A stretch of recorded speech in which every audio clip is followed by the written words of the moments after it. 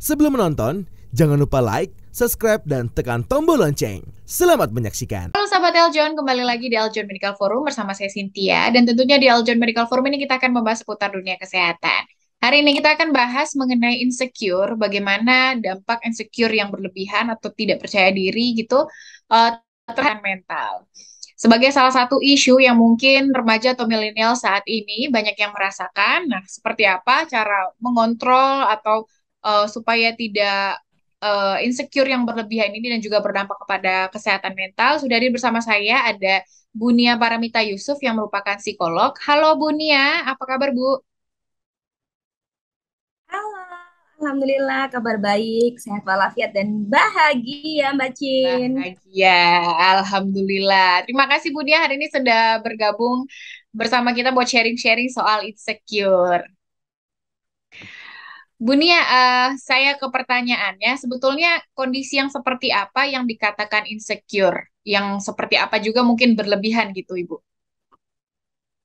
Ya, jadi biasanya orang merasa insecure tuh Mbak di saat dia udah merasa ya, apakah saya ini kurang cantik, apakah saya ini kurang ganteng, atau apakah penampilan saya ini ada yang kurang. Jadi dia itu udah merasa kalau misalkan saya sendiri ini beda dengan yang lainnya.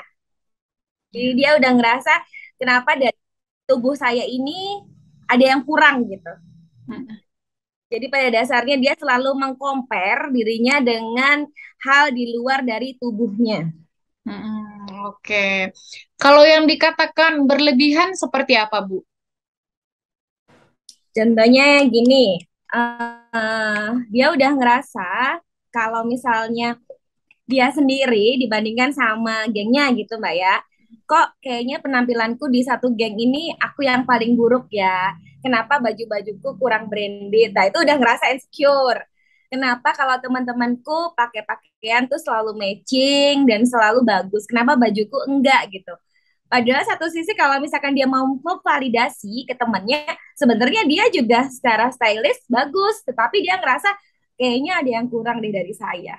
Jadi Mm-mm. selalu ngerasa bahwa dirinya itu lebih buruk. Jadi rasa inferiornya itu lebih tinggi.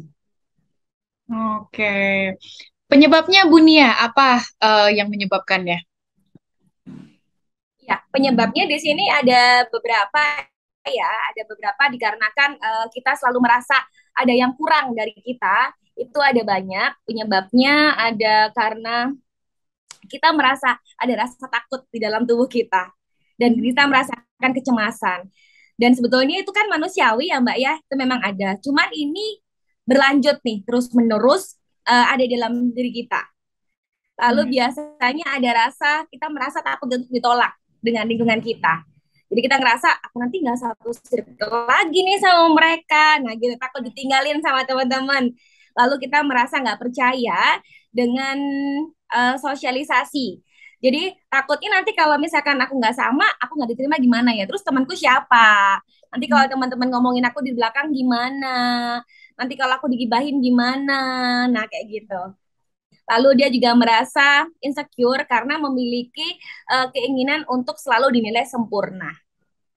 Oke. Baik, jadi ada tadi Bu penyebab-penyebabnya. Eh Ya, Kalau yang dampak negatifnya tuh seperti apa Ibu terkait dengan kita bicara kesehatan mental? ya. Dampak negatifnya itu ada banyak ya Mbak ya. Karena insecure sendiri itu akan berdampak pada hubungan dan kita akan merasa kita tidak bisa menjalin hubungan atau kedekatan dengan orang lain dengan mungkin disebabkan sejak masa anak-anak kita udah nggak tuntas. Jadi apabila kita masa anak-anak itu ada muncul kecemasan yang lama dan belum tuntas kan akhirnya inner child-nya muncul ya Mbak. Mm-mm. Ya, jadi kadang-kadang terbesit gitu. Terus adanya insecure pada penampilan. Kita selalu mengkoreksi dan menilai tubuh kita itu nggak sempurna. Kok kakiku lebih besar ya? Kenapa aku nggak bisa tinggi kayak orang-orang itu? Kenapa aku cabi? Kenapa tanganku lebih gede? Nah, selalu gitu. Jadi ada aja di tubuhnya yang dia koreksi. Dan dia tuh pengennya tuh tubuhnya yang benar-benar sempurna dari ujung rambut sampai ujung kakinya itu harus sempurna.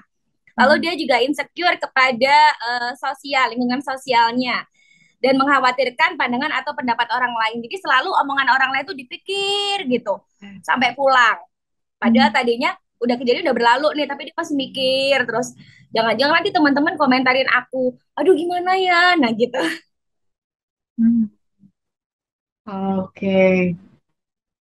Jadi memang terlalu banyak memikirkan hal-hal yang sebetulnya belum tentu terjadi ya Bu ya tadi Iya, soal penampilan, pekerjaan dan lain-lain.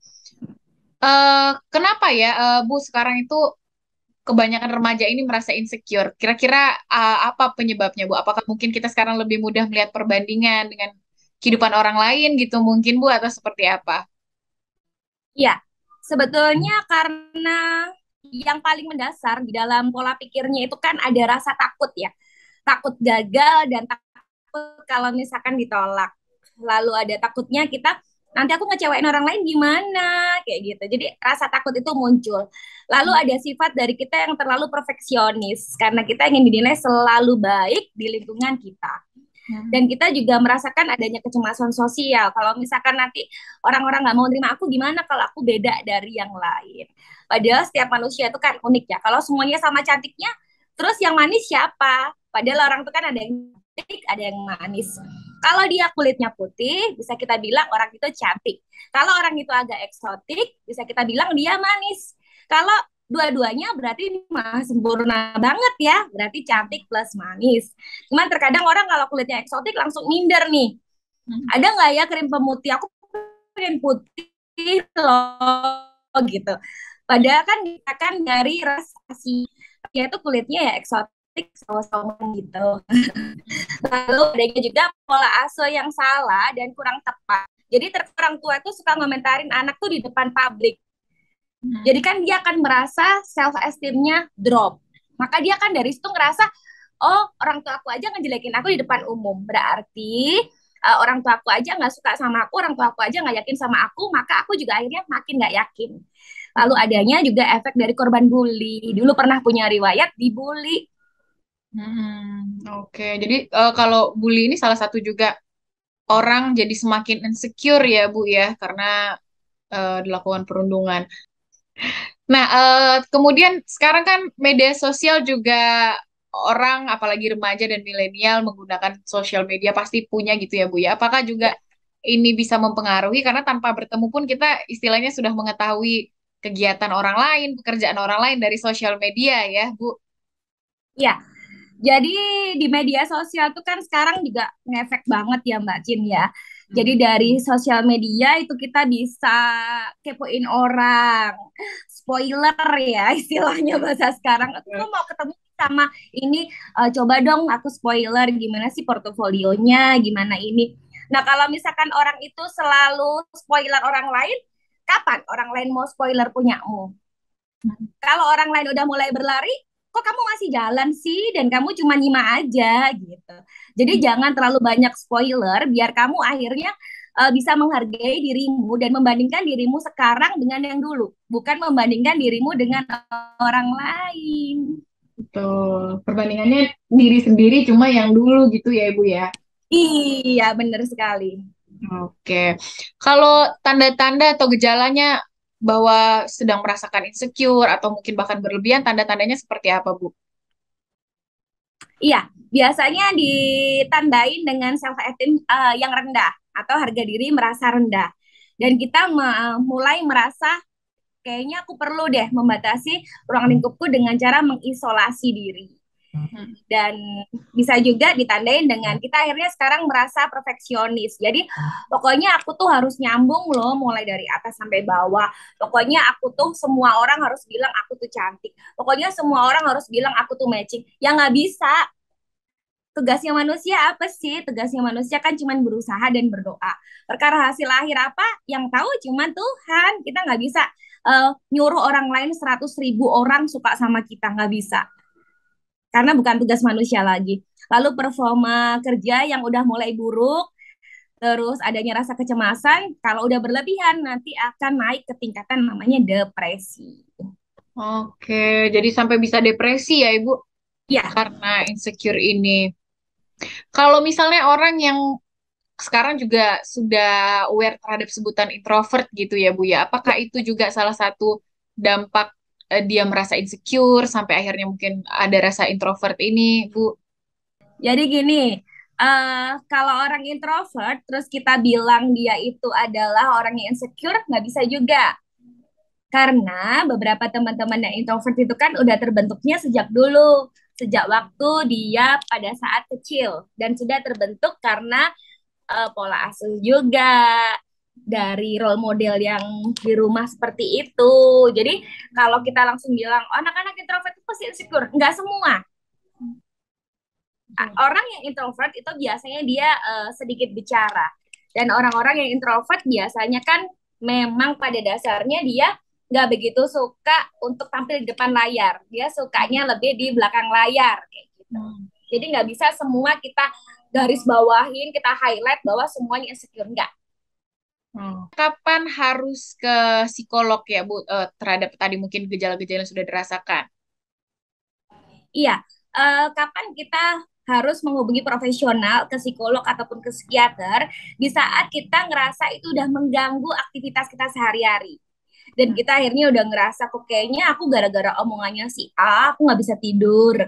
Kok karena gara-gara omongannya si A itu akhirnya aku kalau mau pergi kerja itu ganti bajunya 10 kali. Kok akhirnya kata-kata si A bilang aku itu nggak cantik, akhirnya make up itu sampai berulang kali dihapus, dipakai lagi dihapus kayak gitu. Jadi kita udah jadi nggak nyaman dan itu sangat mengganggu aktivitas sehari-hari kita. Nah, cus hubungin ke profesional. Oke. Kemudian Bu Nia, bagaimana sih cara mengontrol rasa insecure yang berlebihan bahkan mungkin sudah berdampak pada kegiatan sehari-hari? Cara mengontrol ataupun melawan pikiran negatif ini seperti apa Bu? Iya, berarti kan kita di dalam insecure itu kan berhubungan sekali dengan namanya percaya diri ya. Ya, kita hubungkan dengan percaya diri. Berarti teman-teman yang merasa insecure, berarti kan dia nggak percaya dengan dirinya sendiri. Diri kita aja nggak percaya sama kita, apalagi orang lain malah nggak percaya gitu ya. Berarti kita di sini perlu adanya menumbuhkan rasa percaya diri. Cara menumbuhkan rasa percaya diri adalah yang pertama, kita bisa munculkan kita lebih banyak bersyukur kepadanya, kepada Tuhan Yang Maha Esa yang sudah menciptakan kita. Lalu kita juga bisa uh, bilang bahwa manusia itu adalah ciptaan Tuhan paling sempurna karena beda dengan pohon dan hewan. Dia lebih memiliki kelebihan yaitu berupa otak. Itu yang membedakan kita dengan makhluk Tuhan yang lain. Lalu kita selalu menjaga tubuh kita biar kita tetap sehat. Dengan cara apa? Makan. Dengan cara apa? Tidur yang cukup. Jadi karena tubuh kita ini konsepnya kan cuma dipinjamin sama Tuhan. Toh nanti kita akan diminta pertanggungjawabannya. Lalu kita menampilkan diri kita itu menarik dan elegan. Karena setiap manusia beda, maka kita punya style masing-masing. Kalau stylenya semuanya sama, saya bingung nih cara bedain mana ya si A, mana ya si B. Kita sendiri bingung mau nyapa teman kita karena semua manusia sama bentuknya. Lalu bisa juga kita sampaikan apa yang kita pikirkan dengan orang lain dengan bahasa yang santun, sopan, dan baik. Oke. Nah, terakhir Bu Nia, bagaimana cara mencegah atau apa ya insecure rasa insecure ini supaya tidak berlebihan? Seperti apa Bu Nia? Oke, jadi kita juga bisa dengan cara kita tanya sama diri kita mau berubahnya sejak kapan? Yang punya target untuk kita berubah adalah kita sendiri.